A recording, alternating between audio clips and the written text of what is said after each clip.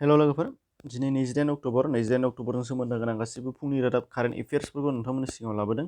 दा फारि फारि नायलांदो कारेन्ट एफेयार्सआ दिनैनि दिनाव मा दङ। ओमफ्राय फार्स्टआव दङ 27 अक्ट'बराव बोसोरफ्रोमबो वर्ल्ड अडिअ भिजुएल हेरिटेज डे हिसाबै फालिनाय जायो होनदों आरो बेखौ इउनेस्क'आ लिड खालामो होनदों। आरो देग्लायनि जेनाखि 2020नि वर्ल्ड अडिअ भिजुएल हेरिटेज डे बिनि थीमा जागोन होनदों। थीमा इउर विन्ड' टु दा वर्ल्ड बे जागोन होनदों। दा बेखौ बानायनाय जायो आरो इउनेस्क'नि सोमोन्दै नोंथांमोननो गोबां बार खिथाबोबाय थाबाय आरो सिगांनि जेनाखि पस्टफोर बेयाव नोंथांमोना चेक खालामना नायनो हानाय जागोन। बेखौ डिसक्रिप्सनाव लिंक होनाय जागोन। United Nations Educational Scientific and Cultural Organization जिहेतु बियो। दा बेनिफ्राय नुगोन नेक्स्टआव नम्बर 2 बांलादेश सरकारा कभिड-19नि सांग्रांथिनि थाखाय न' मास्क न' सार्भिस मुंनि मोनसे पलिसि बानायबाय होनदों। न' मास्क न' सार्भिस माने मास्क गानालासे रावबो सार्भिसाव हाबनो हानाय नङा। दा बेखौ कभिड-19नि थाखाय बांलादेश सरकारा बानायनानै होनाय जाबाय होनदों आरो हादोरनि गेजेराव बिथांमोनानो फार्स्ट जागोन। दानिफ्राय बांलादेशनि केपिटेल ढाका, प्रेसिडेन्ट दङ आब्दुल हामिद, प्राइम मिनिस्टार जानानै दङ शेख हासिना, कारेन्सि बांलादेशी टेका। बेनिफ्राय नुगोन नम्बर 3 फर्ब्सआ लिस्ट खालामनाय बादियै वर्ल्ड्स बेस्ट इमप्लयार्सनि 2020नि फारिलाइ बेयाव टप हिसाबै मोननो हानाय जादों होनदों सैमसां कम्पानिया। दा बे आरो सैमसांनि सोमोन्दै नोंथांमोना मिथिगोन 1938 1 मार्च गायसननाय सान।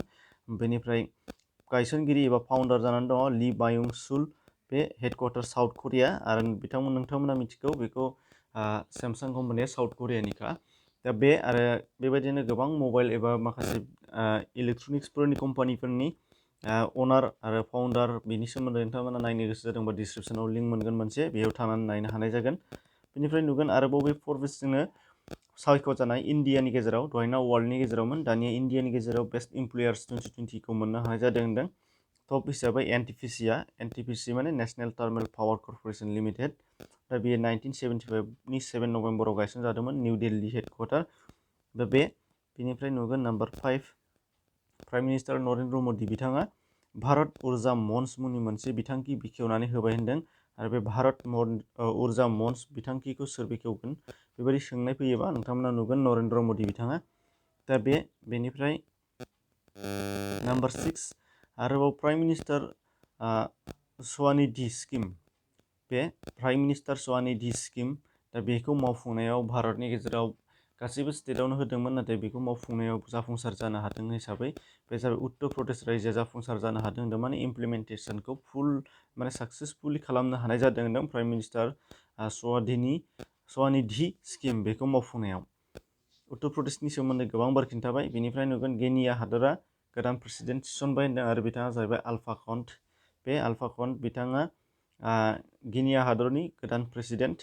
दा केपिटेल कनाक्री, प्राइम मिनिस्टार जानानै दङ इब्राहिम कासरि फफाना, कारेन्सिया जाहैबाय फ्रांक। बे बिथाङा सावगारियाव नुनो मोननाय जादों।